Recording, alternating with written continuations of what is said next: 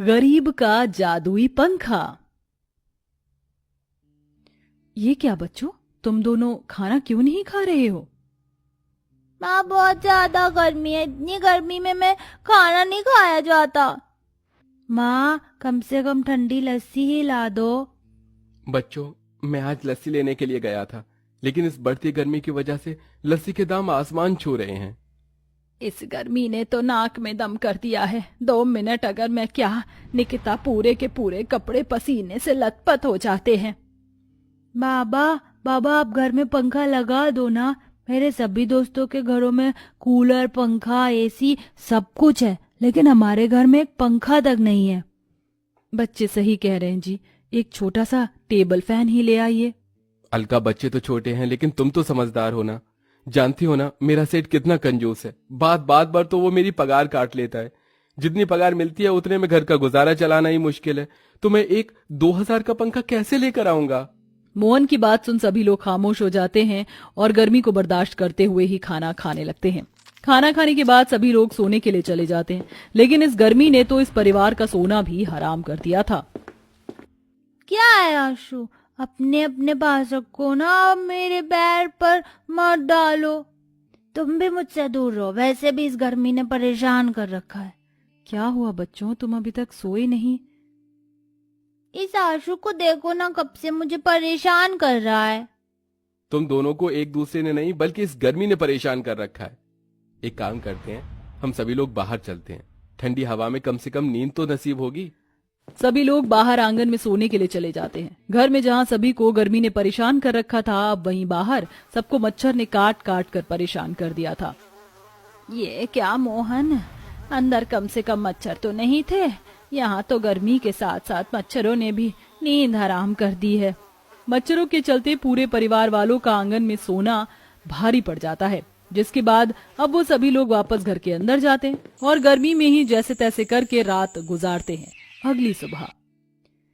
ये क्या आशु, रोशनी, आज तुम दोनों फिर क्लास में सो रहे हो? क्लास में पढ़ने के लिए आते हो या सोने के लिए?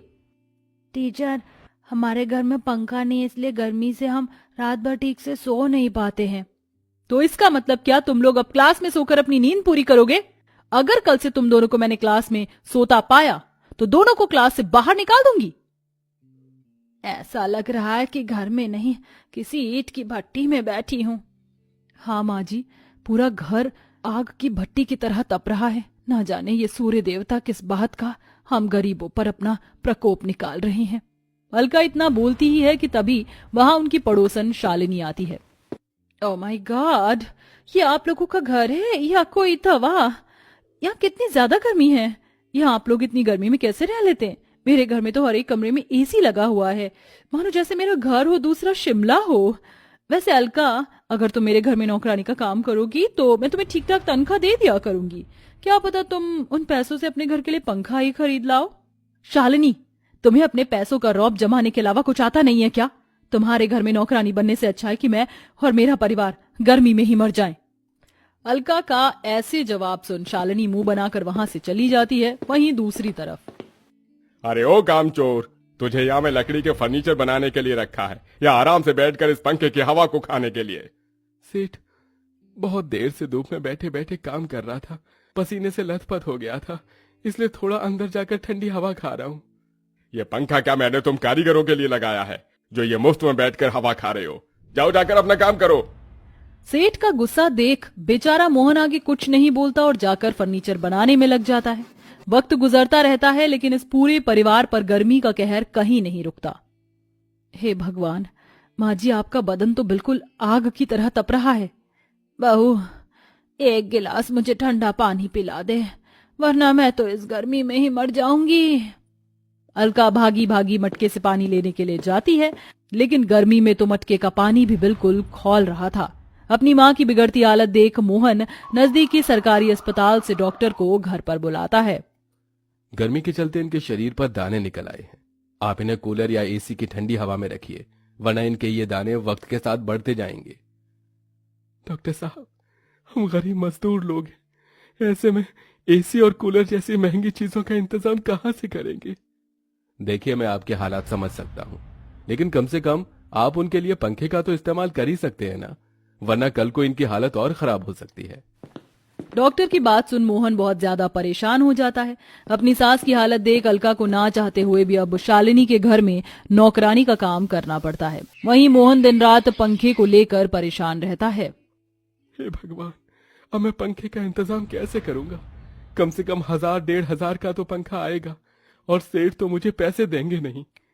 ये सोचते हुए मोहन लकड़ी का सोफा बना रहा होता है कि तभी उस लकड़ी के सोफे को देख मोहन के मन में एक ख्याल आता है। मैं पंखा खरीद नहीं सकता तो क्या हुआ, बना तो सकता हूँ। मैं लकड़ी का पंखा बनाऊंगा और कबाड़ी वाले की दुकान से सस्ते दामों में मोटर खरीद कर उसमें लगा दूंगा। ज्यादा नहीं, थोड़े दिन तो लकड़ी का पंखा चलेगा ही ना। मोहन अपनी कुल्हाड़ी उठाता है, पास वाले जंगल में ही अब अपना लकड़ी का पंखा बनाने के लिए निकल जाता है। सारा जंगल ढूंढ लिया लेकिन कोई भी लकड़ी मुझे ढंग की नहीं मिली। सारी की सारी लकड़ियां बेकार हैं। मोहन इतना बोल ही रहा होता है कि तभी उसकी नजर एक बड़े से पेड़ पर जाती है जो दिखने में भी बहुत बड़ा, सुंदर और उसकी लकड़ियां काफी ज्यादा मजबूत होती हैं। ये पेड़ पंखा बनाने के लिए बिल्कुल सही है। मोहन कुल्हाड़ी उठाकर जैसे उस पेड़ को काटने जाता है कि तभी उस पेड़ के अंदर से यह आवाज आती है, रुको, मुझे मत काटो। हे भगवान, ये क्या? ये पेड़ तो बोल सकता है। हाँ, क्योंकि मैं इस वन का राजा हूँ और मेरे पास कई जादुई शक्तियाँ हैं। मैं तुम्हारी अपनी जादुई शक्तियों से मदद कर सकता हूँ। बताओ, तुम्हें क्या चाहिए? मुझे आपसे कुछ ज्यादा नहीं, बस एक पंखा चाहिए। अगर मैं जल्द से जल्द अपने घर पर पंखा नहीं लेकर गया तो मेरी माँ की हालत और खराब हो जाएगी। बस इतनी सी बात? इतना कहते ही वो पेड़ अपनी जादुई शक्तियों से मोहन को कुछ लकड़ियां देता है। ये लो, ये जादुई लकड़ियां हैं। इस जादुई लकड़ी से जब तुम पंखा बनाकर अपने घर में लगाओगे तो इसकी हवा किसी ऐसे एसी कूलर से ज्यादा ठंडी होगी और ये जादुई लकड़ी का पंखा तुम्हारी किस्मत भी बदल देगा। मोहन जादुई लकड़ियों को घर लेकर आता है और उससे कुछ घंटे में एक लकड़ी का पंखा बनकर तैयार कर देता है और उसे छत पर टांग देता है। मोहन जैसे ही जादुई पंखे को चलाता है तो उसके अंदर से ठंडी ठंडी हवाएं आने लगती हैं। अरे वाह पापा, ऐसा लग रहा है कि जैसे आपने एसी लगा दिया हो। कितनी ठंडी ठंडी हवा आ रही है इसमें से। आशु इतना बोलता ही है कि तभी उस जादुई लकड़ी के पंखे की एक पंखुड़ी के अंदर से सोने के सिक्के, एक पंखुड़ी के अंदर से चांदी के सिक्के और एक पंखुड़ी के अंदर से नोट गिरने लगती है, जिसे देख वो सभी लोग हैरान हो जाते हैं। हे भगवान, ये क्या? ये इस पंखे के अंदर से ये सोना चांदी कैसे गिर रहे हैं?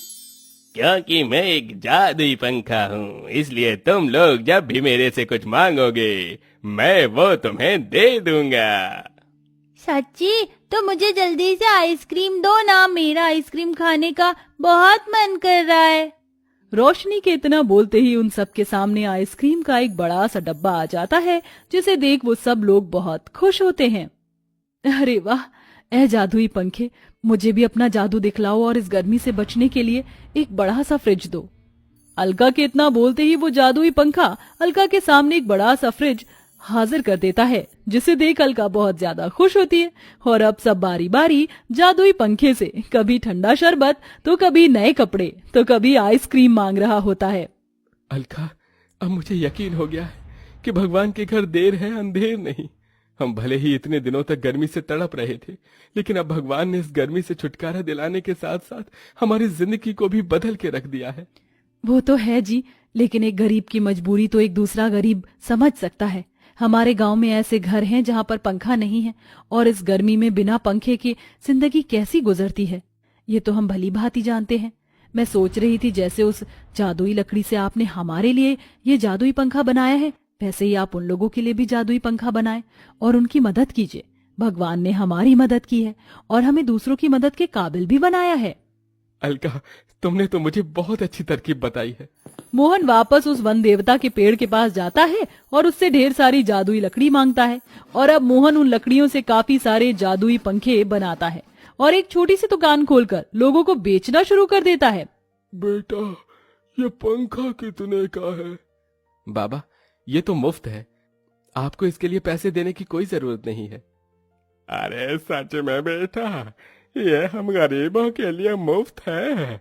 भगवान तेरा भला करे।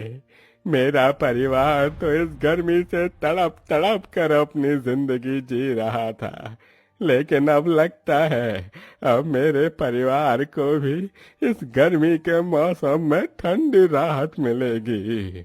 मोहन गरीब लोगों को मुफ्त में कुछ जादुई पंखा देता है, जिसकी मदद से अब उन गरीब लोगों के काफी ज्यादा मदद होती है। मोहन अब अपने परिवार और उस जादुई पंखे के साथ खुशी खुशी अपनी जिंदगी जीता है।